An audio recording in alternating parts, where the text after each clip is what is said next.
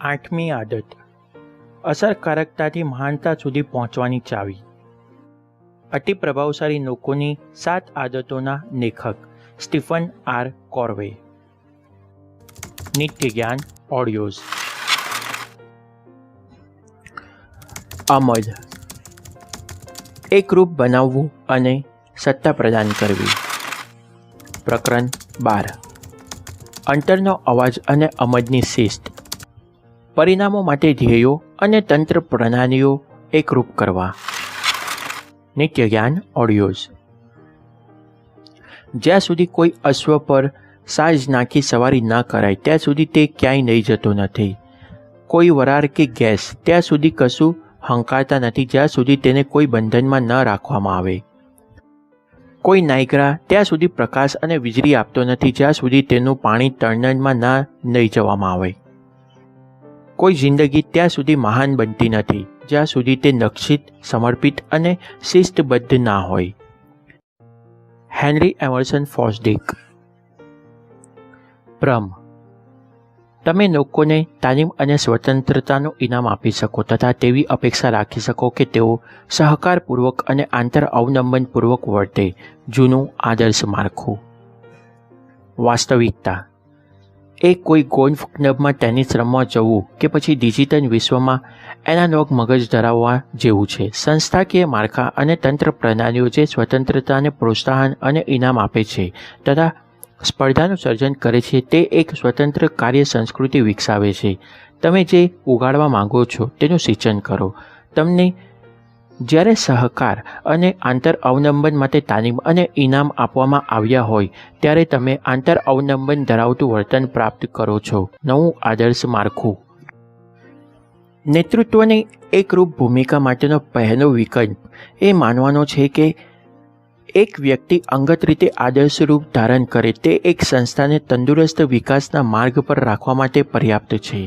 બીજો વિકલ્પ એ માનવાનો છે કે તમે બહુ કાળજીપૂર્વક અને હેતુપૂર્વક રીતે વિકસાવેલી દ્રષ્ટિ અને વ્યૂહરચનાને સંવાદ રૂપે સતત પહોંચાડતા રહો જેથી તમે એક સંસ્થા તરીકેના તમામ ધ્યેય હાંસલ કરી શકશો. માળખું અને તંત્ર પ્રણાલીઓનું મહત્વ ગૌણ છે. ત્રીજો વિકલ્પ એ હશે કે એક તમારા સહિયારા મૂલ્યો અને દ્રષ્ટિમાં સમાવેશ ધરાવતા સિદ્ધાંતો અને વ્યૂહરચનાને ઔપચારિક અથવા તો સંસ્થાકીય સ્વરૂપ આપે તેવી તંત્ર પ્રણાલીઓ રચવા માટે વ્યક્તિગત નૈતિક સત્તા અને ઔપચારિક સત્તા બંનેનો ઉપયોગ કરો. 2. તમારા સહિયારા મૂલ્યો, દ્રષ્ટિ અને વ્યૂહાત્મક અગ્રતાઓ સાથે એકરૂપ હોય અને સમગ્ર સંસ્થામાં ફેલાઈ જાય તેવા ધ્યેયોની રચના કરો. અને 3. તમે કેવી રીતે જરૂરિયાતો સંતોષી રહ્યા છો અને મૂલ્યવાન કામ આપી રહ્યા છો જે તમારી એક પ્રણાલી હશે તે અંગે બજારમાંથી તથા સંસ્થામાંથી મળતા નિયમિત પ્રતિભાવો સાથે તમારી જાતને એકરૂપ કરો અને અનુકૂલન સાધો. જો તમે કહેશો કે તમને સહકારનું મૂલ્ય છે તો તમે સ્પર્ધાને નહીં પરંતુ સહકારને પ્રોત્સાહન આપશો. જો તમે કહેશો કે તમે તમારા તમામ હિત સંબંધ ધારકોનું મૂલ્ય આંકો છો તો તમે તમારા તમામ હિત સંબંધ ધારકો પાસેથી માહિતી મેળવશો અને તેનો પુનઃ એકરૂપ સાધવા માટે ઉપયોગ કરશો. તમે જે ઉગાડવા માંગતા હશો તે માટે સિંચન કરશો. સિદ્ધાંત કેન્દ્રિત જીવન અને નેતૃત્વનો આદર્શ પૂરો પાડવાથી વિશ્વાસ સર્જાય છે અને પ્રેરિત થાય છે. માર્ગ દર્શાવવાથી સહિયારી દ્રષ્ટિ અને વ્યવસ્થા તેની માંગ વિનાની જ સર્જાય છે. પરંતુ હવે એ પ્રશ્ન મહત્વનો બને છે કે દરેક વ્યક્તિ યોગ્ય દિશામાં જ આગળ વધે તે માટે આપણે હોદ્દાધારક નેતાઓની સતત હાજરી પર આધાર રાખ્યા વિના કેવી રીતે મૂલ્યો તથા વ્યૂહરચના બંનેનો અમલ કરી શકીએ. જવાબ છે એકરૂપતા. તંત્ર પ્રણાલીઓ તથા માળખાનું એવી રીતે ઘડતર તથા અમલ કરવો કે તે સંસ્થાના હાર્દરૂપ મૂલ્યો અને ઉચ્ચ વ્યૂહાત્મક અગ્રતાઓને ફરી ભારપૂર્વક અમલ માટે પ્રેરે. માર્ગ દર્શાવવાની પ્રક્રિયા દરમિયાન પસંદ કરાયેલા મૂલ્યો અને અગ્રતાઓ. તમારી સંસ્થાની વર્તમાન પ્રણાલીઓ, વર્તમાન તંત્ર પ્રણાલીઓ, માળખા તથા પ્રક્રિયા વિશે વિચારો. તે લોકોને ટોચની અગ્રતાઓનો અમલ કરવા દે છે કે પછી તે તમને તેમ કરવા માટે બાધારૂપ થાય છે? શું તે સંસ્થાએ અપનાવેલા મૂલ્ય સાથે સતત રીતે સુસંગત છે? બાધાઓ સર્જવી તે નહીં પરંતુ બાધાઓ નિવારવી એ નેતૃત્વની જવાબદારી છે. તમે છતાં એકરૂપતા સાધવાની પ્રક્રિયામાં પોતાના તથા સંસ્થાકીય તંત્ર પ્રણાલીઓ અને માળખાની અનેક પવિત્રતાઓના ઊંડાણભર્યા અને વિનમ્ર મૂલ્યાંકનની જરૂર પડે છે. સંસ્થાકીય વિશ્વસનીયતા. અગાઉ ઉલ્લેખ કર્યો તે મુજબ સંસ્થા વિશ્વાસનો બીજો મોટો સ્ત્રોત છે. જ્યારે વિશ્વસનીય લોકો સંસ્થાને અપનાવેલા મૂલ્યો સાથે એકરૂપતા ના ધરાવતા હોય તેવા માળખા અને પ્રણાલીઓની અંદર કામ કરે ત્યારે દરેક વખતે અવિશ્વસનીય પ્રણાલીઓનું પ્રભુત્વ સ્થપાય છે. તમારી પાસે વિશ્વાસ જ નહીં હોય. પરંપરાઓ અને સંસ્કૃતિ અપેક્ષાઓને કારણે આ પ્રણાલીઓ અને પ્રક્રિયાઓ સંસ્થામાં એટલી ઊંડી રીતે વણાઈ જશે કે તે વ્યક્તિગત વર્તન કરતાં પણ બદલવી વધારે મુશ્કેલ બની જશે. XQ ડેટાએ એવી પુષ્ટિ કરી છે કે સંસ્થાઓની અંદર બહુ ગંભીર વિશ્વાસની ખાઈ છે. માત્ર 48% ઉત્તરદાતાઓ એ સ્વીકાર્યું હશે કે તેમની સંસ્થાઓ સામાન્ય રીતે સંસ્થાના મૂલ્યો પ્રમાણે ચાલતી હોય છે. દાખલા તરીકે લગભગ તમામ સંસ્થાઓના સંઘ ભાવના અને સહકારના મહત્ત્વને સ્વીકારે છે, પરંતુ તેમને આંતરિક સ્પર્ધાને પ્રોત્સાહન આપે તેવી જ કાર્યપ્રણાલીઓ ઊંડે સુધી વિકસાવી લીધી હોય છે. હું હંમેશા મેં જેની સાથે કામ કરેલું છે તેવી એક કંપનીની વાત કરતો રહું છું જ્યાં સહકારની ભાવના જ ન હતી. CEO એ સમજી શકતા ન હતા કે શા માટે તેમની કંપનીના લોકો સહકાર આપતા નથી. તેમને તે માટે લોકોને ઉદ્દેશ્ય આપ્યો, તાલીમ આપી, લોકોના મનમાં તે વાત ઉતારવાનો પ્રયાસ કર્યો, પરંતુ તેમ છતાં કંપનીમાં સહકાર જણાતો ન હતો. હું આ CEO સાથે વાત કરી રહ્યો હતો ત્યારે મેં તેમના ડેસ્કની પાછળ નજર કરી તો અનાયાસે જ મારું ધ્યાન કોઈ પ્રયાસ વિના જ છોડી દેવાયેલ પડદા તરફ ગયું. આ પડદાની પાછળ ઘોડાદોડની એક પ્રતિકૃતિ હતી. ડાબી બાજુ તમામ ઘોડા હારબંધ રખાયા હતા. તમામ ઘોડાના ચહેરા પર તમામ મેનેજરના ચહેરાઓનો ગોળાકાર ફોટો લગાડવામાં આવ્યો હતો. જમણી બાજુએ બર્મુડાના પ્રવાસને લગતું એક પોસ્ટર હતું જેમાં એક પ્રેમી યુગલ સફેદ રેતાળ બીચ પર હાથમાં હાથ પરોવીને ચાલી રહ્યું હોય તેવી તસવીર હતી. હવે અહીં એકરૂપતાનો કેવો અભાવ હતો તેની કલ્પના કરો. ચાલો આપણે સાથે મળીને જ કામ કરીએ. આપણે પરસ્પર સહકાર દાખવીએ. તમે વધુ સારું પરિણામ મેળવી શકશો. તમે વધુ સારું કામ કરી શકશો. તમે વધારે ખુશ થશો. તમને વધારે આનંદ મળશે. હવે પડદો ઉચકો. તમારામાંથી કોણ બર્મુડાનો પ્રવાસ જીતવા માંગે છે? તેમને ફરીથી મને પૂછ્યું, તેઓ સહકાર કેમ નથી આપતા? તેમની પ્રણાલીઓ એવી હતી કે તે હંમેશા આ શબ્દોને ઢાંકી દેતી હતી. એડવર્ડ ડર્મિંગના બહુ મહાન અવલોકનોમાંનું એક છે કે 90% સંસ્થાકીય સમસ્યાઓ મોટાભાગે તંત્ર પ્રણાલીને લગતી હોય છે. આ પ્રશ્નો તંત્ર પ્રણાલીઓ અથવા તો માળખાને કારણે સર્જાય છે. તે તેમના શબ્દમાં વિશ્લેષણ કારણોસર જોડાયેલી કે લોકો દ્વારા સર્જાયેલી હોતી નથી. જો કે છેલ્લા વિશ્લેષણમાં છેવટે તો તંત્ર પ્રણાલીઓ એક પ્રકારનો પ્રોગ્રામ છે અને તેના પ્રોગ્રામર્સ લોકો જ હોય છે. એટલે આવી તંત્ર પ્રણાલીઓ માટે છેવટે લોકોની જ જવાબદારી બને છે. તંત્ર પ્રણાલીઓ અને માળખું તો એક બાબત છે, તે પ્રોગ્રામ છે. તેમને પસંદ કરવાની સ્વતંત્રતા હોતી નથી. આથી જ નેતૃત્વ હજુ પણ લોકો તરફથી જ આવે છે. લોકો તંત્ર પ્રણાલીઓની રચના કરે છે અને તમામ સંસ્થાઓ જે તંત્ર પ્રણાલીઓ રચાઈ હોય અને તે જેવા પરિણામો મેળવવા ઘડાઈ હોય તેવા પરિણામો જ પ્રાપ્ત કરે છે. ઘણા પ્રામાણિક લોકો પણ સંસ્થાકીય તંત્ર પ્રણાલીઓની રચના કરવાની બાબતમાં સક્ષમ હોતા નથી. બીજી બાજુ કેટલાક સક્ષમ લોકો અપ્રામાણિક અને કપટી હોય છે. પરંતુ સંસ્થાકીય વિશ્વસનીયતા માટે સંસ્થાકીય ચરિત્ર અને સંસ્થાકીય ક્ષમતા બંનેની જરૂર હોય છે. સરળ શબ્દોમાં કહીએ તો એકરૂપતા એ વિશ્વસનીયતાનું સંસ્થાકીય સ્વરૂપ છે.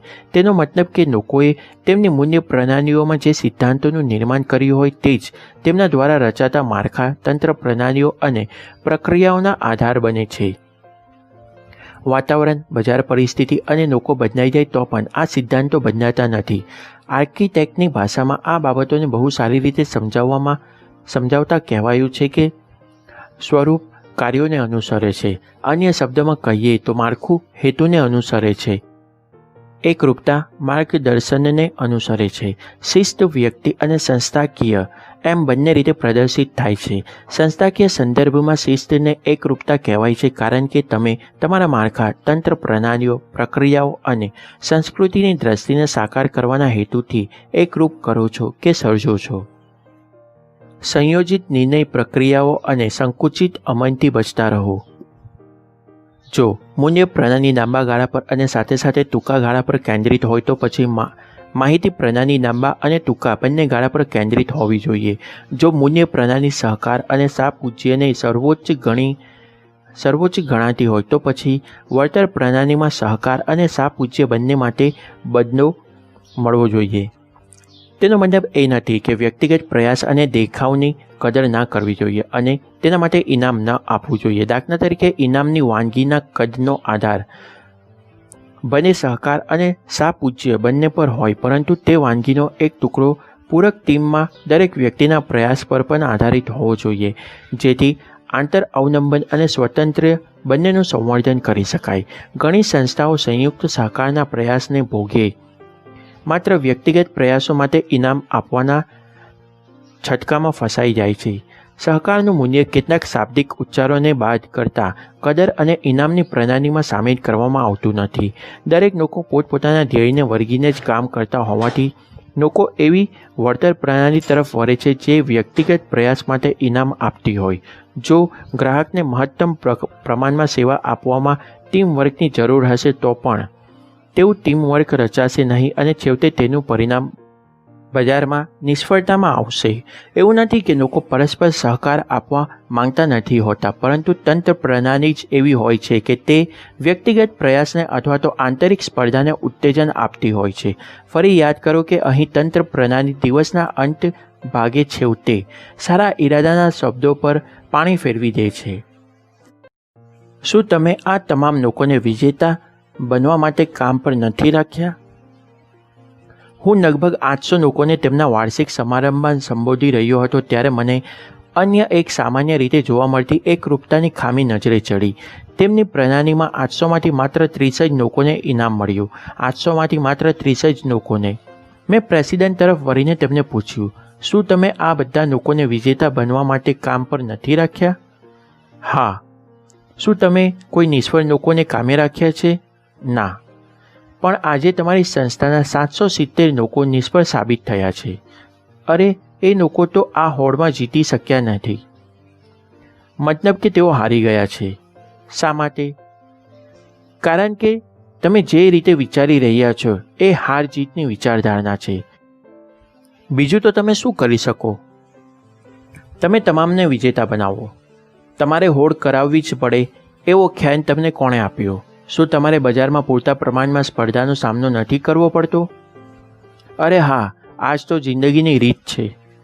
ખરેખર તમારા પત્ની સાથેના સંબંધો કેવા છે? કોણ જીતે છે? અમુક દિવસે તે જીતે છે, અમુક દિવસે હું જીતું છું. મેં કહ્યું, તમે તમારા બાળકો માટે ભવિષ્યમાં આ આદર્શ રચવા ઈચ્છો છો? અરે, જરા તો વિચારો. તેમણે કહ્યું, હું તેને વળતર કે પ્રોત્સાહન સાથે કઈ રીતે લાગુ પડું? મેં કહ્યું, દરેક વ્યક્તિ અને દરેક ટીમ સાથે સૌના વિજય દેખાવની વ્યક્તિગત કરાર કરો. જો તેઓ ઇચ્છિત પરિણામો પ્રાપ્ત કરે તો તેઓ વિજયી ગણાશે. 1 વર્ષ બાદ એકરૂપતા સાધવાનું અને માર્ગ દર્શાવવાનું પુષ્કળ કામ થયા બાદ મને ફરી આમંત્રણ આપવામાં આવ્યું. વાર્ષિક સમારંભમાં 1000થી વધુ લોકો ઉપસ્થિત હતા અને કલ્પના કરો તે 1000 લોકોમાંથી કેટલા લોકો જીત્યા હશે? 800. જે 200 લોકો જીત્યા ન હતા તેમણે વિજયી થવાનું ઈચ્છ્યું ન હતું. એ તેમની પસંદગી હતી. તેમાં સરખામણીનો કોઈ સવાલ જ ન હતો. અને તે 800 લોકોએ શું સર્જ્યું? તેમને દરેકે છેલ્લા વર્ષે જે 30 લોકોએ જેટલો ધંધો મેળવ્યો હતો તેટલો જ ધંધો મેળવ્યો. સમગ્ર કાર્ય સંસ્કૃતિ બદલાઈ ચૂકી હતી. સમગ્ર કાર્ય સંસ્કૃતિ અભાવની વિચારણામાંથી પૂર્ણતાની વિચારણા તરફ વળી ગઈ હતી. ગયા વર્ષે જ્યાં 30 લોકો પહોંચ્યા હતા ત્યાં આજે 800 લોકો પહોંચી ગયા હતા. શા માટે? આપણે આ વાતને અગાઉની બર્મુડા પ્રવાસવાળી વાત સાથે સરખાવી આ પ્રશ્નનો જવાબ મેળવીએ. દરેક વ્યક્તિ એમ વિચારે, આપણામાંથી કઈ એક વ્યક્તિ બર્મુડા પ્રવાસ માટે જશે. તેણે બદલે દરેક વ્યક્તિ એમ વિચારે છે કે હું ઈચ્છું છું કે આ વખતે તમે તમારા જીવનસાથી સાથે બર્મુડા પ્રવાસે જાઓ. હું ઈચ્છું છું કે આપણે બધા જઈએ. હું તમારા માટે વિશેષ જોર આપીશ. વિચારો કે આવી વિચાર પ્રક્રિયા અંદરો અંદર સ્પર્ધા કરતી એક સંસ્થામાં કેવી ક્રાંતિ લાવી દેશે. આ બંને કિસ્સામાં પ્રેસિડેન્ટ અવિશ્વસનીય વ્યક્તિ ન હતા. તેઓ ચરિત્રવાન હતા. તેમનામાં પૂર્ણતાનો મનોભાવ હતો, પરંતુ તેમનામાં એકરૂપ પુરસ્કાર પ્રણાલી માટેની માનસિકતા કે કૌશલ્ય ન હતા. તેમની પાસે સંપૂર્ણ હિતલક્ષી પ્રણાલી ન હતી. એક જ ડાયન કામ કરતું હોય તેવું વિમાન ઉડાવવાનું વિનાશકારી પુરવાર થઈ શકે છે, પરંતુ તેમણે આ ખ્યાલને અપનાવી દીધો. તેમની સમસ્યા ચરિત્રની ન હતી, તેમની સમસ્યા ક્ષમતા હતી. તેઓ આ કૌશલ્ય ક્યારે શીખ્યા ન હતા અને તેઓ અપૂર્ણતાનો મનોભાવ ધરાવતી ચીના ચાલુ અને કૃત્રિમ પ્રણાલીમાં સપડાઈ ગયા હતા. તેઓ જ્યાં સુધી કૌશલ્ય પ્રાપ્ત ન કરે ત્યાં સુધી આ પ્રણાલી આવી જ રહેવાની હતી. એકરૂપતામાં સતર્ક રહેવું જરૂરી છે. એકરૂપતા સાધવાનું કામ ક્યારેય પૂર્ણ થતું નથી. તમે સતત પ્રયાસ અને અનુકૂલન સાધતા રહેવાની જરૂર પડે છે, કારણ કે તમારે કેટલીય પડકારરૂપ વાસ્તવિકતાઓ સાથે કામ પાર પાડવાનું હોય છે. તંત્ર પ્રણાલીઓ, માળખા અને પ્રક્રિયાઓ પરિવર્તનશીલ રહી શકે છે કે જેથી તે બદલાતી વાસ્તવિકતાઓ સાથે અનુકૂલન સાધી શકે. આમ છતાં પણ આ તંત્ર પ્રણાલીઓ, માળખા અને પ્રક્રિયાઓ અચળ સિદ્ધાંતો પર આધારિત જ હોવા જોઈએ. પરિવર્તનકારી અચળતાના જોડાણ દ્વારા તમે એક એવી સંસ્થા રચી શકો છો જે સ્થિર પણ હોય અને પરિવર્તનક્ષમ પણ. સિદ્ધાંતો ઊંડા કૂવાઓનું પ્રતિનિધિત્વ કરે છે. સિદ્ધાંતોના આ ઊંડા કૂવાઓ સત્તાના હસ્તાંતરણ, ગુણવત્તા, ઓછા માટે વધુ ઉત્પાદન, ટકાઉપણું, માપન ક્ષમતા અને પરિવર્તનશીલતા સહિતના તમામ માળખાના મૂળિયાને અને છીછરા કૂવાઓને પુરવઠો પહોંચાડે છે. તમારી સંસ્થાની એકરૂપતાના સતત અને જરૂરી ફેરફારો કરતા રહેવાની ક્ષમતાના સતત ચિંતન માટેનો એક માર્ગ ફરી તમારી પોતાની સંસ્થામાં તે જ પ્રકારના કામો માટે ચડિયાતો દેખાવ કરનારાઓને ધ્યાનમાં રાખીને તથા સમગ્ર વિશ્વમાં તમામ ઉદ્યોગો કે વ્યવસાયોમાં શ્રેષ્ઠ દેખાવ કરનારાઓને ધ્યાનમાં રાખીને માપદંડો તૈયાર કરવા અંગે ગંભીર બનવાનો છે. તેના કારણે લોકો તેમના પોતાના જ ઉદ્યોગના પ્રવાહો કે પછી તેમનામાં હાલના સ્પર્ધકોને ધ્યાનમાં રાખી અનુમાનોને આધારે કે ભૂતકાળના અનુભવને આધારે આગળ વધવાને બદલે વૈશ્વિક સ્તરની સભાનતા અને વ્યાખ્યાઓ સાથે પરિચિત થશે. ચડિયાતો દેખાવ કરવા માટે જાણીતી શ્રેષ્ઠ વ્યવહાર રીતિઓ ધરાવતી કંપનીઓને જુઓ. તેઓ સર્વશ્રેષ્ઠ છે કે પછી હંમેશા ચડિયાતી જ રહેવાનું છે તેવું નથી, પરંતુ આજના શ્રેષ્ઠ માટે તેમને સતત નિહાળતા રહો અને તેમની પાસેથી શીખો. નિરીક્ષણો, સામાન્ય સમજ અને નક્કર અભ્યાસને અંતે એવું જણાયું છે કે સફળ સંસ્થાઓ લોકોના વ્યક્તિગત પ્રયાસો અથવા તો પછી ઔપચારિક નેતાઓની વ્યક્તિગત વિશિષ્ટતાઓનું સર્જન નથી હોતી. સફળ સંસ્થાઓ સંસ્થાકીય વિશેષતાઓનું સર્જન હોય છે. તે વ્યક્તિ પર અવલંબન ધરાવતી હોતી નથી. તે કાર્યપ્રણાલીઓ અને કાર્ય સંસ્કૃતિઓ પર આધારિત હોય છે. આપણે જ્યારે સત્તા પ્રદાન કરવાની ભૂમિકાની ચર્ચા કરીશું ત્યારે કાર્ય સંસ્કૃતિ પર પણ વિસ્તારથી ચર્ચા કરીશું. જનરલ ઇલેક્ટ્રિક એક એવી કંપનીનું ઉદાહરણ છે જેને તેના અનેક વિભાગો સાથે ઔદ્યોગિક યુગમાંથી જ્ઞાનકર્મી યુગમાં પરિવર્તન સાધ્યું છે.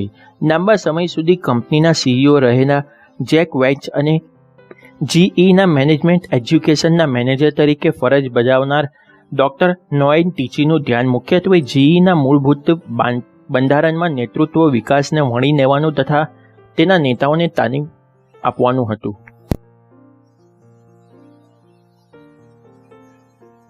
તે સમયે સમગ્ર કારોબારમાં બહુ વ્યાપક રીતે નહીં જણાવાયેલી એવી મિસ્ટર વેન્ચની સમજ એવી હતી કે નેતૃત્વ એ માત્ર સીઈઓની તેમના વરિષ્ઠ અધિકારીઓ પરની એકમાત્ર હુકુમત નથી, પરંતુ તેમને સમગ્ર કંપનીના સંસ્થાકીય સ્વરૂપ આપવું પડે.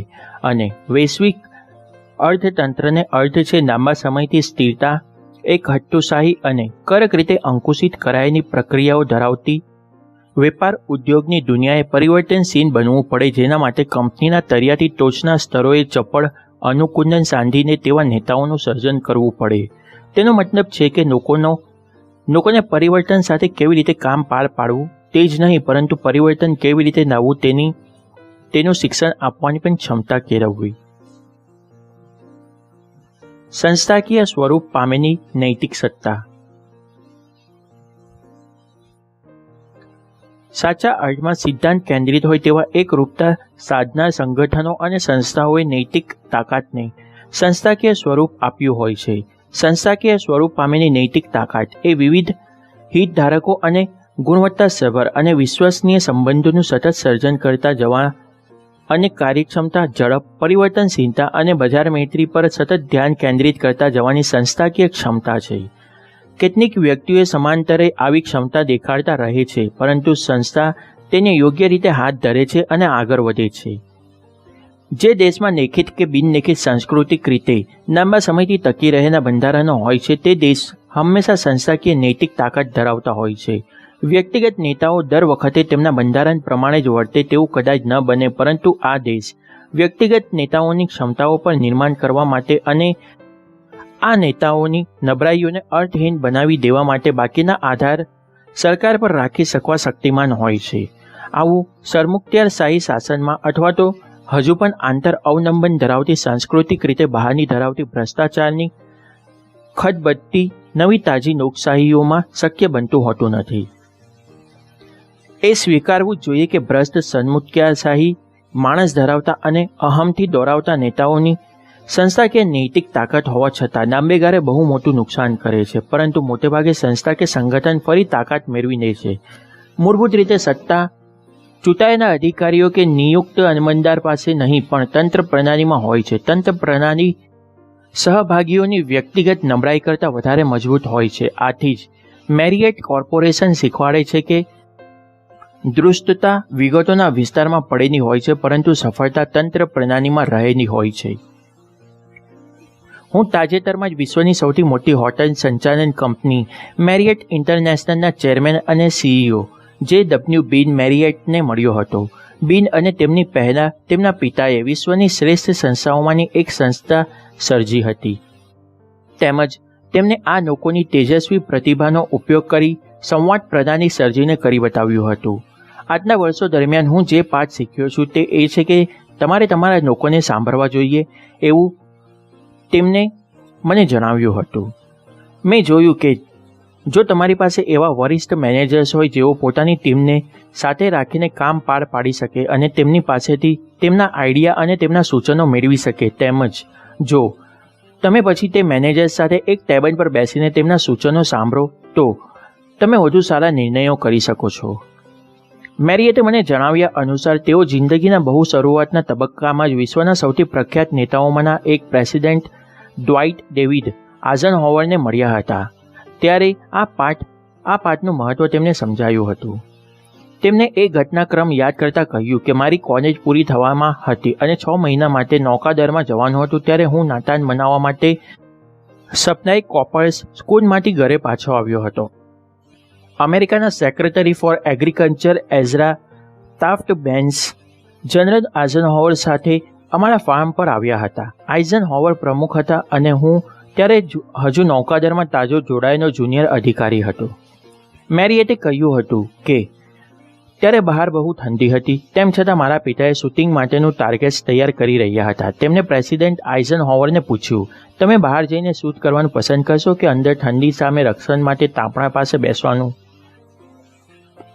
તેઓ મારી તરફ ફર્યા અને મને પૂછ્યું, નૌકાદળના જુનિયર અધિકારી તરીકે તમે શું કહો છો?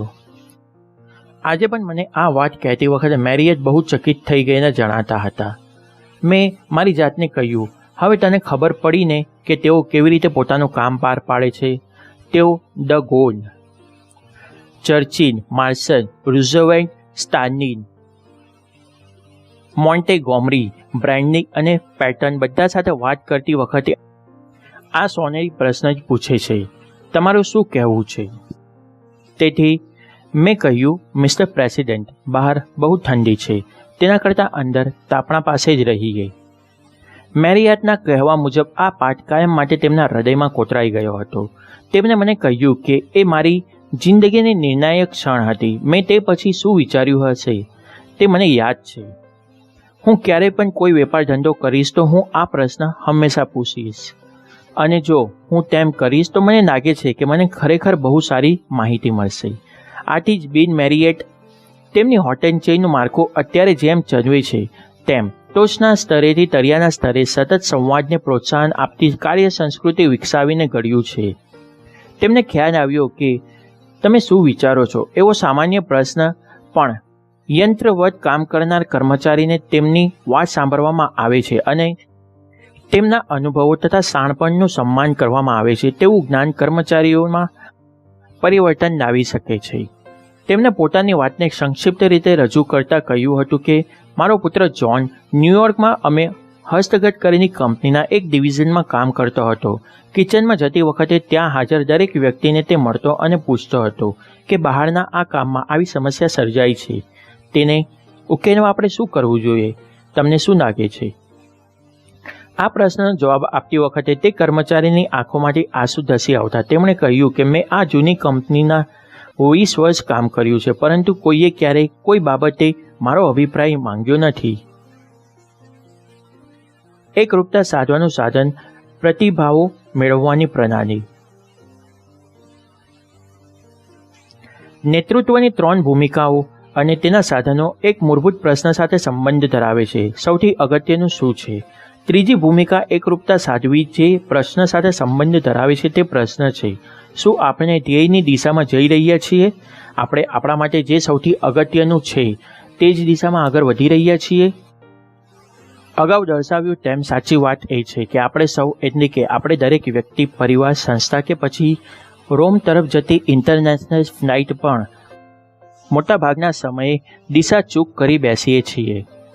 આ વાતનો અહેસાસ થાય એ બહુ જ મોટું પગલું છે, પરંતુ ઘણા લોકો માટે પોતે દિશા ચૂક્યા છે તે અહેસાસ નિરાશા અને હતાશા લઈ આવે છે. તેવું ના થવું જોઈએ અને નિરાશ ના બનવું જોઈએ.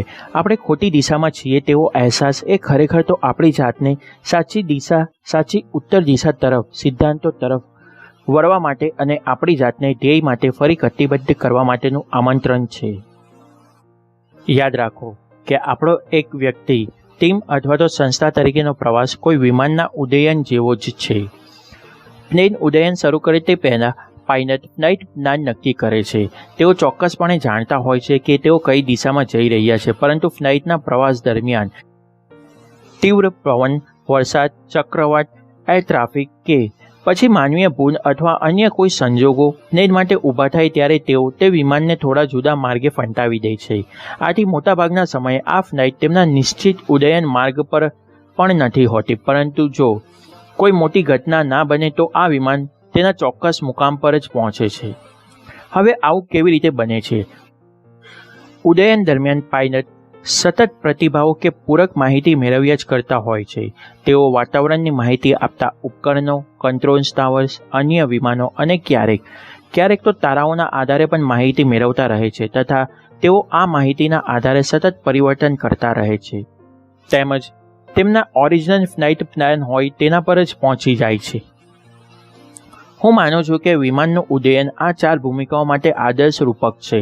આદર્શરૂપ બનવું, માર્ગ દર્શાવવો અને સત્તા પ્રદાન કરવા જેવી ભૂમિકાઓ આપણને આપણા પરિવારો, આપણી સંસ્થાઓ, આપણી નોકરીઓ અને આપણા માટે સૌથી અગત્યનું શું છે તે નક્કી કરવા માટે સક્ષમ બનાવે છે. આ આપણા ફ્લાઇટ પ્લાન છે. પાયલટની જેમ આપણે જે પ્રતિભાવો કે માહિતી મેળવતા રહીએ છીએ તે આપણી પ્રગતિની તપાસ કરવાની તથા અસલ માર્ગદર્શક ધારાધોરણો સાથે આપણને ફરી એકરૂપતા સાધવાની આપણી તકોનું પ્રતિનિધિત્વ કરે છે. આ ભૂમિકાઓ અને આપણા સાધનો સાથે મળીને આપણી દ્રષ્ટિ મુજબના મુકામ પર પહોંચવામાં મદદ કરે છે. પરિણામોની પ્રાપ્તિ અને ક્ષમતાઓના વિકાસ વચ્ચે સંતુલન હાંસલ કરવી.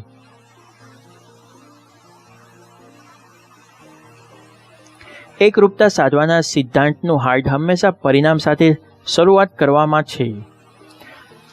તમે બજારમાં કયા પ્રકારના પરિણામો મેળવો છો? શું તમારા તમામ શેરધારકો તેમના રોકાણ પર મળતા વળતરથી ખુશ છે? તમારા કર્મચારીઓ વિશે શું? શું તેઓ તેમના માનસિક, શારીરિક, આધ્યાત્મિક અને ભાવનાત્મક રોકાણથી ખુશ છે? તમારા સપ્લાયર્સનું શું? સમુદાયનું શું? શું તમારા બાળકો માટે, શાળા માટે, રસ્તા માટે, હવા અને પાણી માટે? તમારા કર્મચારીઓ જે સંદર્ભમાં કામ કરે છે અને તેમના પરિવારોનું પોષણ કરે છે તે અંગે સામાજિક જવાબદારીની કોઈ ભાવના છે? આ તમામ હિતધારકો તરફથી મળતા પરિણામોનું શું? ગ્રાહકોનું શું? તે કેવી રીતે ચાલે છે? પરિણામો શું છે? તેઓ વૈશ્વિક ધોરણોની સામે કેવી રીતે માપદંડ નક્કી કરે છે? તમારે આ તમામ હિતધારકોના પરિણામોનો અભ્યાસ અને તપાસ કરવી જોઈએ અને તે પછી તે પરિણામો અને તમારી વ્યૂહરચના વચ્ચેની ખાઈની ચકાસણી કરવી જોઈએ. અસરકારકતા ઇચ્છિત પરિણામોનું સર્જન પી અને સર્જન ક્ષમતા એટલે કે પીસી વચ્ચેનું સંતુલન છે. અન્ય શબ્દમાં કહીએ તો તે એક સોનાના ઈંડા છે જેને લોકો ઈચ્છા રાખે છે અને એ હંસ છે જે આ ઈંડા આપે છે. કેટલીક વાર અમે આને પી કે પીસી સમતુલા કહીએ છીએ. અસરકારકતાની મુખ્ય બાબત એ છે કે તમે આ પરિણામો એવી રીતે મેળવો કે ભવિષ્યમાં તેનાથી તમે આ પરિણામોમાંથી વધુ પ્રાપ્તિ માટે શક્તિમાન બનો. છેલ્લા 10 વર્ષમાં પી કે પીસી સમતુલા માપવા માટેના અનેક અભિગમો વિકસાવાયા છે. હું હંમેશા 60 ડિગ્રી પ્રતિભાવોનું મહત્વ એમ કહી શીખવાડતો રહું છું કે પહેલાં 90 ડિગ્રી આર્થિક હિસાબને લગતા છે અને બાકીના 270 ડિગ્રી સંસ્થાના ચાવીરૂપ હિતધારકોના ખ્યાલો પર વૈજ્ઞાનિક ઢબે એકત્ર કરાયેલી માહિતી અને તેમની આ ખ્યાલ આસપાસની લાગણીઓની તાકાતને લગતા છે. આ પ્રકારના પ્રતિભાવોના અનેક નામ છે. તાજેતરની સૌથી મજબૂત ચળવળોમાંની એક આને સંતુલિત ગુણપત્રક બેલેન્સ સ્કોરબોર્ડ કહે છે. ક્યારેક હું આ અભિગમને બમણા બોટમ લાઇન હિસાબ તરીકે ગણાવું છું. પરંપરાગત હિસાબો હંમેશા સિંગલ બોટમ લાઇન સોનાના ઈંડા પર ધ્યાન કેન્દ્રિત કરે છે. બમણા બોટમ લાઇન હિસાબો હંસનો પણ ખ્યાલ રાખે છે. તે કંપનીના તમામ મહત્વના હિતધારકો, ગ્રાહકો, સપ્લાયર્સ, સહભાગીઓ અને તેમના પરિવારો, સરકાર, સમુદાય વગેરે તમામના સંસ્થા સાથેના સંબંધોની ગુણવત્તાના આધારે આ હંસની તબિયતનું પણ પ્રમાણ માપે છે. તમે તમારી સંસ્થાની વર્તમાન અને ભાવિ તબિયત અને તાકાત વિશે 2 પાનાની સંક્ષિપ્ત નોંધ ઉપલબ્ધ હોય તો તે કેટલી ઉપયોગી સાબિત થાય તે કલ્પી શકો છો. એક પાનામાં નાણાકીય નિવેદન હોય, અગાઉના પ્રયાસોના વર્તમાન ફળ તથા અન્ય પાનામાં તમારા હિતધારકો સાથેના સંબંધના મુખ્ય સૂચકાંકો હોય જે તમારા તમામ ભાવિ પરિણામોનું નિર્માણ કરશે. પોતાના સૌથી મહત્વના ધ્યેયોની દિશામાં પ્રગતિને ભાગ્યે જ કોઈ માપે છે. માત્ર 10% એક્સક્યુ પ્રત્યુત્તરદાતાઓએ જણાવ્યું હતું કે તેમની પાસે ખરાબ પ્રતિભાવો આપતું સ્પષ્ટ, ચોક્કસ, દ્રશ્યમાન સ્કોરબોર્ડ છે. મોખરાના નિર્ણયો માટે પગલાં લઈ શકાય તેવી માહિતી ફરજિયાત છે.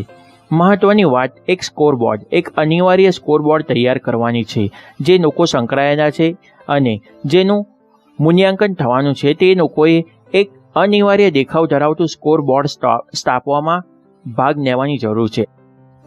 આ સ્કોરબોર્ડ એક સંસ્થાના ઉદ્દેશ્ય, મૂલ્યો અને વ્યૂહરચનામાં સમાવાયેલા ધારાધોરણોનું પ્રતિબિંબ પાડતું હોવું જોઈએ જેથી આ લોકો સતત તે પ્રક્રિયાઓ સાથે જોડાયેલા અને જવાબદાર તથા હિસાબ આપવા માટે બંધાયેલા રહે. તેઓ આ સ્કોરબોર્ડ સાથે ભાવનાત્મક રીતે જોડાયેલા રહે અને તેને પોતાનું ગણે તે જરૂરી છે. કોઈ કામ પાર પાડવાનું હોય કે કોઈ પ્રોજેક્ટ સંભાળવાનો હોય તેવા તમામ વ્યક્તિઓ, ટીમ, વિભાગો કે કોઈ પણ વ્યક્તિને પણ લાગુ પડે છે. દરેક વ્યક્તિ આ સ્કોરબોર્ડ તૈયાર કરવામાં સામેલ હોવું જોઈએ અને પછી તેને જવાબદારી હોવી જોઈએ. એક અનિવાર્ય સ્કોરબોર્ડ તૈયાર કરવા માટે વધારાના પ્રેક્ટિકલ ઉપાયો અંગેના સૂચનો પ્રકરણ 14માં આપવામાં આવશે. આવું સ્કોરબોર્ડ તૈયાર કરવાનું શું મહત્વ છે તે સમજવા માટે આપણે એક સંસ્થાના અનુભવનું ઉદાહરણ જોઈએ જેમાં સંસ્થાને આ પ્રકારના નિદાનાત્મક પ્રશ્નનો સામનો કરવાનો આવ્યો હતો. હું એક મોટી પરિષદમાં અખબારોના પ્રકાશકો અને સંપાદકોના એક રાષ્ટ્રીય એસોસિએશનમાં પ્રવચન આપી રહ્યો હતો. આ પ્રવચન માટે તૈયારી કરવા માટે મેં વિવિધ અખબારો, સંસ્થાઓમાં કરાયેલી સાંસ્કૃતિક ઓડિટમાંથી મેળવેલી વિગતોનો અભ્યાસ કર્યો હતો. તેમાં વિશ્વાસના સ્તર, હેતુ તથા મૂલ્યોની સમાનતાઓ, તંત્રને લગતી એકરૂપતાના અભાવ અને તેના પરિણામો, ઉદ્યોગમાં સત્તાના હસ્તાંતરના અભાવનો સમાવેશ થતો હતો. આ વિગતો રજૂ કરતા પહેલાં મેં એક જુદો અભિગમ અપનાવ્યો. હું એક વિશાળ હોલમાં હાથમાં માઇક્રોફોન રાખીને ફરતો રહ્યો અને પૂછતો રહ્યો કે સમાજમાં અખબારોની અનિવાર્ય ભૂમિકા કઈ છે? તમારો મધ્યવર્તી હેતુ શું છે? હું એક પછી એક વ્યક્તિના હાથમાં માઇક્રોફોન આપતો ગયો. તેમ તેઓ વિના સંકોચે અખબાર સંસ્થા સમાજમાં કેવો મહત્વનો ભાગ ભજવે છે તે વિશે બોલતા ગયા. તેઓ માનતા હતા કે પ્રિન્ટ મીડિયામાં આવતા ઊંડા વિશ્લેષણ સરકારને પ્રામાણિક, સરકારી અધિકારીઓને જવાબદાર અને લોકો સમક્ષ દ્રશ્યમાન રાખે છે. એક એકંદર અભિવ્યક્તિ સ્વાતંત્ર્ય, સરકાર લોકોને જવાબદાર હોય, બંધારણમાં ઓળખી કાઢેલી તપાસ અને સમતુલાની જાળવણી, આપણા લોકશાહી પ્રજાસત્તાક આદર્શો અને મુખ્ય વેપારના તંત્રને જાળવી રાખવાના હેતુથી લોકોને માહિતગાર રાખવા સહિતના સૌથી પાયાના મૂલ્યોને જાળવી રાખી દેશની અને આપણા સમુદાયોની સેવા કરવાની આસપાસ કેન્દ્રિત હતી. તે પછી મેં મારા પ્રશ્નો બદલ્યા અને પૂછ્યું કે શું તમે આ હેતુઓમાં ખરેખર માનો છો? શું તમે તેને તમારા હૃદયમાં અનુભવો છો? અને હું સમગ્ર રૂમમાં લોકોને જવાબ આપવાનું કહેવા ફરતો રહ્યો. લોકોનો સર્વાનુમત જવાબ હામાં હતો. તે પછીના પ્રશ્ન વધારે અઘરા હતા. કોઈ એક વ્યક્તિ ખરેખર ચોક્કસ મૂલ્યમાં માને છે, તે કેવી રીતે નક્કી કરશો? જુદા જુદા જવાબો મળવા માંડ્યા કે તરત જ મેં એવો વિચાર વહેતો મૂક્યો કે એક પરીક્ષણ તે હોઈ શકે કે તે વ્યક્તિ પોતાના મૂલ્યોને જીવનમાં ઉતારવાનો પ્રયાસ કરતી હોય. મેં સૂચવ્યું કે વેલ્યુઓ માટેની નીતિબદ્ધતા સાચી શ્રદ્ધા દર્શાવે છે. તેઓ આ બાબતે સંમત થયા. તે પછી મેં મુખ્ય પ્રશ્ન કર્યો, એવી કેટલી અખબાર સંસ્થાઓ છે કે જે પોતાની સંસ્થામાં એ જ કર્તવ્યો ધરાવે છે જે કર્તવ્યો તમે દેશ કે સમુદાયને ઉપલબ્ધ કરાવો છો? તેઓ મારા પ્રશ્નથી ગૂંચવણમાં પડી ગયા. આથી મેં પૂછ્યું, તમારી સંસ્થા અને તમારી સંસ્કૃતિ, તમારી કાર્ય સંસ્કૃતિમાં એવા કેટલા કર્તવ્યો છે જે લોકોને પ્રમાણિક, જવાબદાર અને તમારા સૌથી પ્રાથમિક મૂલ્યો અને આદર્શો સાથે એકરૂપ રાખે? માત્ર 5% લોકોએ પોતાનો હાથ ઊંચો કર્યો. ત્યારબાદ મેં તેમની સમક્ષ જુદા જુદા સાંસ્કૃતિક ઓડિટમાંથી મેળવેલી વિગતો રજૂ કરી. મેં તેમને અતિશય અવિશ્વાસ, વ્યક્તિઓ વચ્ચે આંતરિક સંઘર્ષો, આંતરવિભાગીય હુંસાતુસી, એકરૂપતાનો અભાવ અને લોકોને સત્તાથી વંચિત રાખવામાં આવ્યા હોવાની વિગતો આપી. ત્યારબાદ મેં તેમની સાથે 4 ભૂમિકાઓનો ખ્યાલની વાત કરી. તેમનાથી શરૂઆત કરવા વિશે, અન્યોને હેતુઓની સ્પષ્ટતા કરવામાં સાકરવા વિશે, માહિતી અને ફરી ઉપલબ્ધ કરાવતા રહેવા તથા સત્તાના હસ્તાંતરણનું મહત્તમ વાતાવરણ સર્જાય, પુરસ્કાર પ્રથા સ્થાપવા વિશે જણાવ્યું. તેમના ઘણા સંપાદકો અને પ્રકાશકો આ પ્રવચનમાંથી બહાર નીકળ્યા ત્યારે તેમની સમક્ષ નેતૃત્વનું ઉદાહરણ જ બદલાઈ ચૂક્યું હતું. તે અમારા તમામ માટે બહુ રસપ્રદ અને પ્રકાશ પાડનારો અનુભવ હતો. આ પ્રકારના પ્રતિભાવો અને માહિતીનું મહત્વ માત્ર કોઈ સંસ્થા માટે જ નહીં, પરંતુ તે સંસ્થાની અંદરના વ્યક્તિ માટે પણ છે. એક સમયે હું પડકાર અને લડાઈઓનો ઇતિહાસ ધરાવતા એક દેશના વાયુદળના કમાન્ડિંગ જનરલ્સ માટે તાલીમ કાર્યક્રમ યોજી રહ્યો હતો. હું પોતાના હિતધારકો પાસેથી માહિતી મેળવવાના મહત્વ વિશે વાત કરી રહ્યો હતો અને મેં જોયું કે જનરલ તેની સાથે સંમતિમાં માથું નમાવી રહ્યા હતા. હું ઇન્ચાર્જ જનરલ તરફ વળ્યો અને તેમને કહ્યું, શું આનો મતલબ એ છે કે તમે આવી પ્રતિભાવો મેળવવાની અને માપવાની કોઈ પ્રણાલી ધરાવો છો? તેમણે કહ્યું કે અમે આ જ રીતે લોકોને તાલીમ આપીએ છીએ. તેઓ તાલીમ પામેલા મેનેજર્સ નહીં પણ ટોચના પાયલટ્સ છે.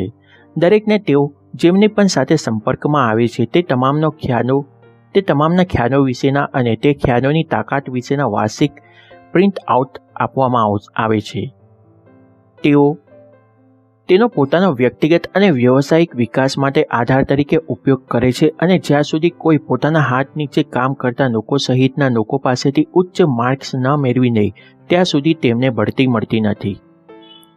મેં તેમને કહ્યું, તમને એવી કલ્પના જ નહીં આવે કે આ ખ્યાલને મારે દેશની અનેક સંસ્થાઓમાં અમલી બનાવવાનું કેટલું અઘરું છે. આ એક પ્રકારની લોકપ્રિયતાની સ્પર્ધા ના બની જાય તેવું કઈ રીતે શક્ય બને છે? તેમને બહુ તુચકાર સાથે કહ્યું, સ્ટીફન, અમારા દેશના અસ્તિત્વનો આધાર જ આ લોકો પર છે અને તેઓ આ બાબત જાણે છે. તમને ખરેખર લાગે છે કે અમે અમારી જાતને લોકપ્રિયતાની સ્પર્ધામાં ઝંપલાવવા દઈએ? વાસ્તવમાં કેટલીક વાર અમારામાં સૌથી અપ્રિય વ્યક્તિને સર્વોચ્ચ ગુણ મળે છે કારણ કે તેમને સૌથી સારો દેખાવ કર્યો હોય છે. માળખાઓ અને તંત્ર પ્રણાલીઓ મૂલ્યો અને વ્યૂહરચના સાથે એકરૂપ બનાવવા એ નેતૃત્વ અને સંચાલન સામેના તમામ પડકારોમાંથી એક સૌથી અઘરો પડકાર છે. કારણ એટલું જ કે આ માળખા અને તંત્ર પ્રણાલીઓ ભૂતકાળ, પરંપરાઓ, અપેક્ષાઓ અને ધારણાઓનું પ્રતિનિધિત્વ કરતા હોય છે. ઘણા વ્યક્તિઓ આવા માળખા અને તંત્ર પ્રણાલીની નિશ્ચિતતા અને અનુમાન લગાવી શકાય તેવા સ્વરૂપોમાં સલામતી મેળવતા હોય છે. તે ખરેખર પવિત્ર છે અને તેની અવગણના થઈ શકતી નથી કે જ્યાં સુધી વ્યૂહાત્મક માર્ગદર્શન માપદંડો સાથે ભાવનાત્મક જોડાણ અને સ્વીકાર ના હોય ત્યાં સુધી તેને દૂર પણ કરી શકાતા નથી. નીચેના ચાર્ટ જુઓ. ઔદ્યોગિક યુગના અંકુશના મોડેલ અને નવા જ્ઞાન કર્મચારી યુગના મુક્તિ કે સત્તા તરંગ મોડેલ વેચાણના વિરોધાભાસને દર્શાવે છે. આ બંનેને બીજાના વિરોધાભાસમાં જોવાનું વધારે મદદરૂપ છે, પરંતુ મોટાભાગની દુનિયા તેમને એકબીજાના ક્રમિક ગણે છે. બહુ તો આ વિરોધાભાસી યાદી દરેક ક્રમના અંતિમ છેડાઓને દર્શાવે છે અને તે કાર્ય સંસ્કૃતિ, માળખા અને તંત્ર પ્રણાલીઓ તથા માર્ગ દર્શાવવાના માપદંડોને એકરૂપતાના વિશાળ ફાયદાઓને દર્શાવે છે. મુદ્દો: જૂનો ઔદ્યોગિક યુગ અંકુશ મોડેલ અને નવો જ્ઞાન કર્મચારી યુગ મુક્તિ કે સત્તા હસ્તાંતર મોડેલ. નેતૃત્વ એક હોદ્દો છે, ઔપચારિક સત્તા. એક પસંદગી છે, નૈતિક સત્તા. સંચાલન બાબતો અને લોકો પર અંકુશ. બાબતો પર અંકુશ, લોકોને મુક્તિ, સત્તા પ્રદાન કરવી. માળખું ક્રમિક પદ વ્યવસ્થા, અમલદારશાહી. સપાટ, સીમા વિહીન, પરિવર્તનશીલ. પ્રેરણા બાહ્ય ઇનામની લાલચ અને સજાનો ભય. આંતરિક સમગ્ર વ્યક્તિ. દેખાવનું મૂલ્યાંકન, બાહ્ય સેન્ડવિચ ટેકનિક. 360નો ઉપયોગ કરી સ્વમૂલ્યાંકન. માહિતી પ્રાથમિક ટૂંકા ગાળાના નાણાકીય અહેવાલ. સંતુલિત સ્કોરબોર્ડ, લાંબા અને ટૂંકા ગાળાના. સંવાદ પ્રાથમિક રીતે ઉપરથી નીચે. મુક્ત ઉપર નીચે બંને બાજુ. સંસ્કૃતિ સામાજિક નિયમો કે વધુ તો કાર્યસ્થળ વિશે. સિદ્ધાંત કેન્દ્રિત મૂલ્યો અને બજારના આર્થિક નિયમો. બજેટ પ્રાથમિક રીતે ઉપરથી નીચે. મુક્ત, પરિવર્તનશીલ, સાપૂજ્ય સજનારું. તાલીમ અને વિકાસ ગૌણ, કૌશલ્યલક્ષી, એક જ વખત ઉપયોગમાં લઈ શકાય તેવું. જાળવણી, વ્યૂહાત્મક, સમગ્ર વ્યક્તિ મૂલ્ય.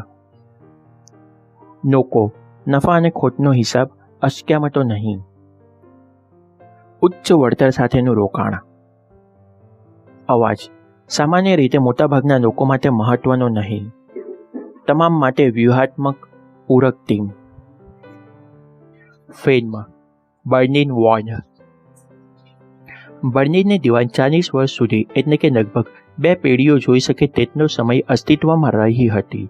વિચારો કે લોકોના મન અને હૃદયમાં પૂર્વ અને પશ્ચિમના ભેદભાવ કેટલા ગાઢ બની ગયા હશે. એ કેવા ઊંડા ભાગના હતા. એ કેવો ઊંડો વિરોધાભાસ હતો. 1989માં તે તોડી પાડવામાં આવી ત્યારે જરૂરી ન હતું કે લોકોના દિલમાં અને મનમાં પણ ઊભી થઈ ગયેલી દિવાલ તૂટી ગઈ હોય. તે એક પવિત્ર દિવાલ હતી, જેવા જૂના ઔદ્યોગિક યુગના માળખાઓ અને તંત્ર પ્રણાલીઓ હોય છે. પરંપરાઓ બહુ મહેનતે અંત પામે છે. હું ક્યારેય પૂર્વ બર્લિનમાં એક ટેક્સીની સવારી નહીં ભૂલી શકું, જ્યારે કેબ ડ્રાઈવર મુક્ત બજાર અને વધુ લોકશાહી ધરાવતા સમાજમાં ગોઠવાઈ શકવા અંગેની અસલામતીની ભાવનાની સતત ફરિયાદો કરતો રહ્યો હતો. તે જૂના શાસન અને દિવાલ દ્વારા પ્રાપ્ત થતી સલામતી અને સ્થિરતાને જ વધુ પસંદ કરતો હતો. તેને આ રીતે વાતો કરતો જોઈને મને આઘાત લાગ્યો હતો. તેના કહેવા મુજબ જૂની પેઢીના મોટાભાગના લોકો આ રીતે જ વિચારતા હતા અને તેઓ સલામતીને બદલે વધુ સ્વાતંત્ર્ય ઇચ્છિત નવી પેઢીની ટીકા કરતા હતા. તમે આ ફિલ્મ જોશો કે તમને ખ્યાલ આવશે કે લોકો માટેની નવી માનસિકતા કેળવવી, નવા ઉદાહરણો મેળવવા, નવી અને જૂની જ રીતે વિચારતા થવાનું કેવું અઘરું હોય છે. તેના માટે કેવા નવા જ કૌશલ્યો અને નવા જ સાધનોની જરૂર હોય છે. એ પણ વિચારો કે લોકોની જૂની માનસિકતાની સાથે જ નવા કૌશલ્ય અને નવા સાધનો વિશે શિક્ષણ આપવાનું કેટલું નિરર્થક હોય છે. તે જૂની બોટલમાં નવો દારૂ ભરવા જેવું હોય છે. મારી વિનંતી છે કે તમે www.8habit.com/offers પર વેબસાઇટ પર જુઓ અને તેમાં ફિલ્મ્સની યાદીમાંથી બર્નિંગ વોર્ડ પસંદ કરી તેને નિહાળો. આપણે હવે નેતૃત્વની છેલ્લી અને પ્રમાણિક પરિણામકારક ભૂમિકા સત્તા પ્રદાન કરવા તરફ જઈએ. પ્રશ્ન અને ઉત્તર. પ્રશ્ન: જો તમે કોઈ એવી સંસ્થામાં અટવાયા હો જેમાં ટૂંકા ગાળા પર આંતરિક સ્પર્ધા પર અને ફરજિયાત મૂલ્યાંકન પ્રણાલી અને આંકડાઓ પર જ ધ્યાન આપતી તંત્ર પ્રણાલી હોય અને તેણે તેના જ પર નપતી કાર્ય સંસ્કૃતિ સર્જી હોય તો તમે શું કરો? આવી પરિસ્થિતિમાં તમે ખરેખર શું કરી શકો? જો આવી કોઈ સંસ્થા બજારમાં સ્પર્ધાત્મક પરિબળો સાથે બંધાયેલી હોય તો તમે તમારા પસંદગી કરવાના અધિકારને અજમાવી શકો અને તમારી જાતને સુકાન આપી પ્રભાવોના વિશાળ વર્તુળ તરફ દોરી જઈ શકો. જો તે બજારના સ્પર્ધાત્મક પરિબળો સાથે બંધાયેલી ના હોય તો તમે ગ્રીક તત્વજ્ઞાન, પ્રાકૃતિક લક્ષણ, કરુણા અને તર્કને આજમાવી શકો. આવું ત્યાં સુધી કરતા રહો જ્યાં સુધી અન્યોને એ ના સમજાય કે તમારી ભલામણોને સ્વીકારવાથી તેમના હેતુઓ વધુ સારી રીતે સંતોષાશે અથવા તો જો તમે વ્યક્તિગત અને વ્યવસાયિક વિકાસ માટે સતત કાર્યશીલ રહેવાની કિંમત ચૂકવી હોય અને જ્યાં તમારી સલામતી પ્રશ્નના ઉકેલ શોધવાની અને માનવીય જરૂરિયાતોને સંતોષવાની તમારી તાકાતમાં રહેલી હોય તો તમારી પાસે બીજી ઘણી બધી બાબતો કરવા માટે અનેક તકો હશે. આ કિસ્સામાં તમે એ જ કરો, અન્યત્ર જવાનું પસંદ કરો અને ત્યાં આ બાબત હાથ ધરો. પ્રશ્ન: કોઈ પણ નેતૃત્વ અથવા તો સંચાલન ટીમ માટે વ્યૂહાત્મક માર્ગદર્શનની કામગીરીની પ્રક્રિયા સ્થાપવા ઉપરાંત બીજી સૌથી અગત્યની કામગીરી કઈ હોઈ શકે? ઉત્તર: હું કહીશ કે લોકોની ભરતી કરવી, પસંદગી કરવી અને તેમને યોગ્ય સ્થાને ગોઠવવા. જીમ કોલિન્સની ભાષામાં ઉપયોગ કરીને હું કહું તો તમારી પાસે યોગ્ય બસમાં યોગ્ય બેઠક પર યોગ્ય લોકો હોવા જોઈએ. હું તો એમ પણ કહીશ કે ભરતી કરવી, પસંદગી કરવી અને હોદ્દા આપવાનું કામ તાલીમ અને વિકાસ કરતાં પણ મહત્વનું છે. સમસ્યા એ છે કે ઝડપભેર આગળ વધતા અર્થતંત્રમાં મોટાભાગની સંસ્થાઓને લોકોની જરૂર એટલી ઝડપથી પડે છે અને તેમની સમસ્યાઓ એટલી તાકીદની હોય છે કે તેઓ લોકોને કામ પર રાખવાની બાબતમાં સંકટ અનુભવે છે. એ યાદ રાખો કે તમે ઉત્સુક રીતે જેની સૌથી વધારે ઈચ્છા રાખતા હો તેમાં સૌથી સરળતાથી ભરોસો કરો છો. તે પછી કામ કરતી વખતે તમારે સાચી આફતોનો સામનો કરવાનો આવી શકે છે. તેને બદલે તમારે વ્યૂહાત્મક ભરતી કરવી જોઈએ જેથી તમે માપદંડોને કાળજીપૂર્વક રીતે વિચારી શકો, તેમને તેનો સંદેશો પહોંચાડી શકો અને જુદા જુદા લોકોના દેખાવ પર ઊંડાણપૂર્વક નજર રાખવાની કિંમત ચૂકવી શકો. સંભવિત ઉમેદવારો સાથે એવા સંબંધો બાંધવાનું મૂલ્ય ત્યાં સુધી ચૂકવો કે તેઓ પ્રમાણભૂત, પારદર્શક કે કેમ અને તેમની પોતાની દ્રષ્ટિ, મૂલ્યો અને અવાજ તેમની ભવિષ્યની કામગીરીના વ્યૂહાત્મક માપદંડો સાથે એકરૂપતા સાધે છે કે કેમ તે નક્કી કરવા માટે પૂરતો સમય લો. તે પછી મુખ્ય બાબત અમલ છે. પ્રશ્ન: તમારા અનુભવ પ્રમાણે જ્યારે તમે કોઈ વ્યક્તિની ભરતી કરી રહ્યા હો ત્યારે તેમને પૂછવા જોઈએ એવો સૌથી શ્રેષ્ઠ સવાલ કયો છે? ઉત્તર: મારા અનુભવ પ્રમાણે શ્રેષ્ઠ પ્રશ્ન એ કરી શકાય કે તમારી સૌથી જૂનામાં જૂની સ્મૃતિથી શરૂ કરીને અત્યાર સુધીમાં કઈ કઈ બાબતો એવી છે કે જે તમને કરવી ગમે છે અને તમે તે ખરેખર સારી રીતે કરી છે. ત્યાર પછી grade school, junior high school, university અને તે પછી વ્યવસાયિક કામગીરીમાં પણ તેની વિગતો મેળવતા રહો જ્યાં સુધી તમને તે વ્યક્તિની સાચી તાકાત અને ક્ષમતાઓ કઈ બાબતમાં છે, તેના અંતરનો અવાજ ખરેખર ક્યાં છે તેની એક ચોક્કસ તરાહનો પરિચય ના થઈ જાય. તમે અવલંબન, આંતર અવલંબન અને સ્વતંત્રથી એક ચોક્કસ ભાત જોઈ શકશો. તમે જુદી જુદી બાબતો સાથે, લોકો સાથે અથવા તો માત્ર ખ્યાલો સાથે કામ પાર પાડવાની એક તરાહ જોઈ શકશો. તમે તે વ્યક્તિઓ જે ભૂમિકા ભજવવાની છે તેના માટે વ્યૂહાત્મક રીતે વિકસાવાયેલા ધારાધોરણોની વાત તેમની સાથે કરવા માટે ઈચ્છુક હો એ ફરજિયાત છે. પ્રશ્ન: સહ અવલંબન એટલે કે નિષ્ક્રિયતા અને અમનને પુરસ્કાર મળે ત્યારે શું થાય? ઉત્તર: તે માત્ર કામચલાઉ સમય માટે જ પુરસ્કાર મેળવશે. બજાર તેને તોડી પાડશે. તે લાંબે ગાળે સફળ ના થઈ શકે, કારણ કે સહ અવલંબન ધરાવતો નિષ્ક્રિય વ્યક્તિ ગ્રાહકોને સર્જનાત્મક, ચાતુર્ય અને ધારણાના આધારે ગ્રાહકોને સંતોષ આપી શકે નહીં. લાંબા ગાળે જો તમારે ત્યાં પારદર્શકતા હોય અને તમને બજારમાંથી સારા પ્રમાણમાં પ્રતિભાવો મળતા હોય તો સહ અવલંબન ધરાવતા લોકો કે કાર્ય સંસ્કૃતિઓ ટકી શકતા નથી. આજના વૈશ્વિક અર્થતંત્રમાં ચપળ, સર્જનાત્મક, નવું શોધવાની વૃત્તિ ધરાવતી કાર્ય સંસ્કૃતિઓની જ જરૂર છે, ખાસ કરીને જ્યારે સ્પર્ધા સ્થાનિક સ્તરે નહીં પણ વૈશ્વિક કક્ષાએ હોય. પ્રશ્ન: એક ટીમનું નિર્માણ કરવાની સમગ્ર પ્રક્રિયાનું શું? ઉત્તર: ટીમનું નિર્માણ એ બહુ પાયાની બાબત છે. ખાસ કરીને એવી પૂરક ટીમની રચના કરવી જ્યાં લોકોની તાકાતને વધુ ઉત્પાદનક્ષમ બનાવવામાં આવે અને તેમની નબળાઈઓ અન્ય વ્યક્તિઓની ક્ષમતા વડે નિરર્થક બનાવી દેવામાં આવે. જ્યાં સહિયારી દ્રષ્ટિ અને મૂલ્ય પ્રણાલીઓ સૌને જોડતું પરિબળ હોય. પરંતુ મારે તમને કહેવું જોઈએ કે ટીમ નિર્માણને મજબૂત બનાવવાના માટે તંત્ર, પ્રણાલીઓ અને માળખાઓમાં બહુ મોટે પાયે એકરૂપતા સાધવી પડે છે.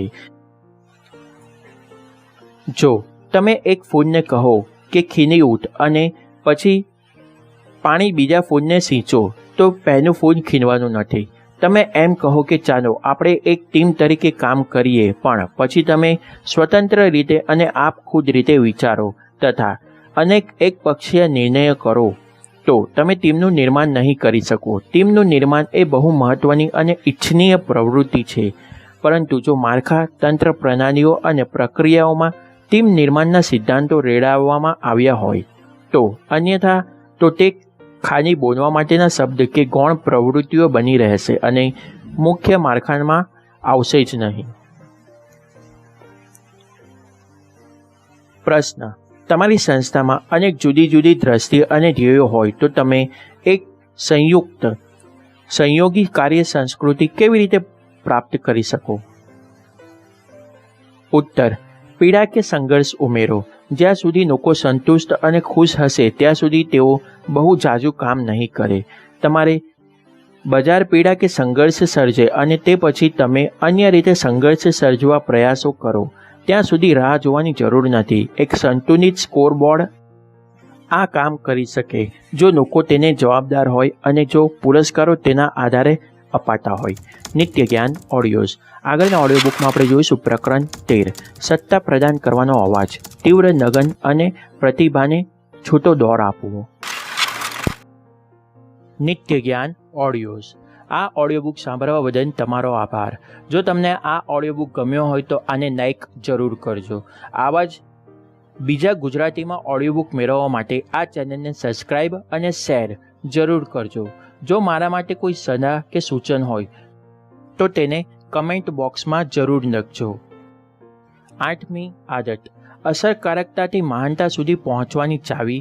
The 8th habit, Stephen R Covey. અતિ પ્રભાવશાળી લોકોની 7 આદતોના લેખક તરફથી એક ઘણું અદ્ભુત પુસ્તક. આ ઓડિયો બુક સાંભળવા બદલ તમારો આભાર. તમારો દિવસ શુભ રહે. જય શ્રી કૃષ્ણ.